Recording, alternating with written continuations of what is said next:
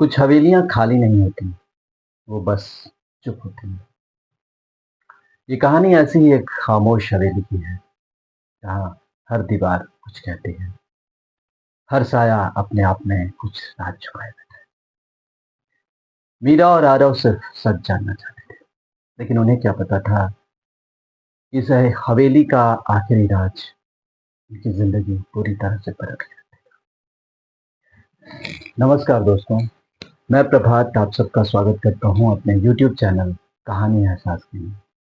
अगर आपको दिल को छू लेने वाली कहानी पसंद है तो इस वीडियो को अंत तक जरूर देखिएगा, क्योंकि यहाँ कहानियाँ सिर्फ सुनाई नहीं जाती, महसूस की जाती। एक पुरानी हवेली थी। लोग कहते थे यहाँ रात को दिए खुद ब खुद चल जाते हैं और कोई अदृश्य साया बातें करता है। इसी शहर में रहती थी मीरा, एक जिंदा दिल, नटखट और सपनों से भरी हुई थी। उसे डर कम और सवाल ज्यादा पसंद थे। तभी शहर में आता है एक लड़का, आरव। वह एक डॉक्यूमेंट्री फिल्म मेकर था। उसे अधूरी कहानियां और छुपे हुए राज जानने का बेहद शौक था। एक दिन मीरा उसी हवेली के बाहर खड़ी होती। तभी आरव आता है। आरव वहां कैमरा सेट कर रहा होता है। मीरा कहती है, यहां फिल्म बनाओगे? अरे, यहां तो रात को भूत भी सब्सक्राइब नहीं करेंगे। आरव मुस्कुराकर कहता है, कहानी अगर सच्ची और अच्छी हो ना, तो भूत देख भी लिया करते हैं। दोनों खिलखिलाकर हंस पड़ते हैं। यहीं से शुरू होती है दोस्ती, सवाल जवाब, नोक झोंक और दिल दोस्ती। उसी रात मीरा के कमरे में एक चिट्ठी मिलती है। उस चिट्ठी में लिखा है, सच जानना चाहते हो तो अमावस की रात हवेली आओ। मीरा बिल्कुल घबरा जाती, लेकिन वह आरव को सब कुछ बता देती।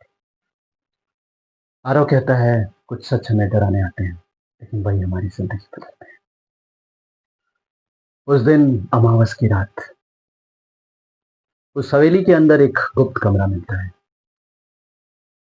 कमरे में धूल जमी तस्वीरें, चारों तरफ सन्नाटा और एक घड़ी जो ठीक रात के 12 बजे पर रुकी हुई।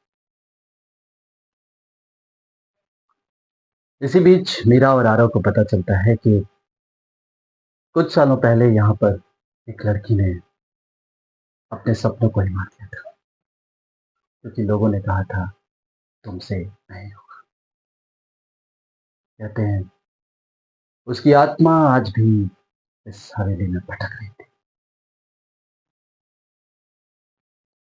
मीरा की आंखें नम हो जाती हैं, मीरा भावुक हो जाती है।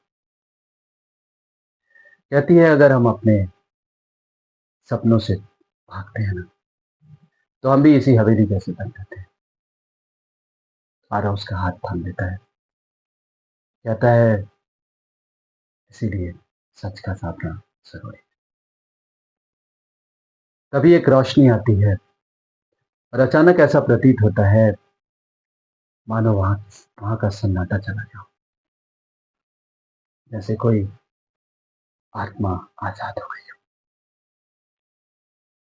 अगले दिन सुबह मीरा यह तय करती है कि वह अपनी लिखी कहानियां दुनिया को सुनाएगी।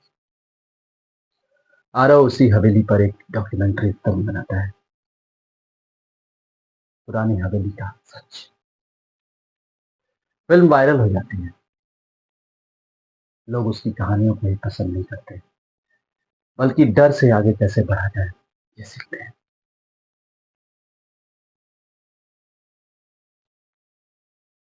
मजबूत मैसेज। मीरा मुस्कुरा कर कहती है, डर अगर हमारे सपनों के रास्ते में आए ना, तो समझो मंजिल पास है। आरव कहता है, और कुछ लोग हमारी जिंदगी में कहानी बनकर रहते हैं, क्योंकि राज वही सही है जो हमारी जिंदगी पर रहते हैं। हर राज सामने नहीं आता, कुछ राज इंसान को बदलने आते हैं। खामोश हवेली आज भी वही है, लेकिन उसकी खामोशी अब डर नहीं, सीख बन चुकी है। मीरा और आरव ने जो सच जिया और देखा, उससे हमें एक प्रेरणा तो जरूर मिलती है कि सच चाहे कितना भी डरावा और भयावह क्यों ना हो, अगर हम उससे डरते हैं तो ये सबसे बड़ा डर है। अगर ये कहानी आपके दिल को छू गई हो तो आप भी इस राज का हिस्सा बन चुके हैं। नमस्कार।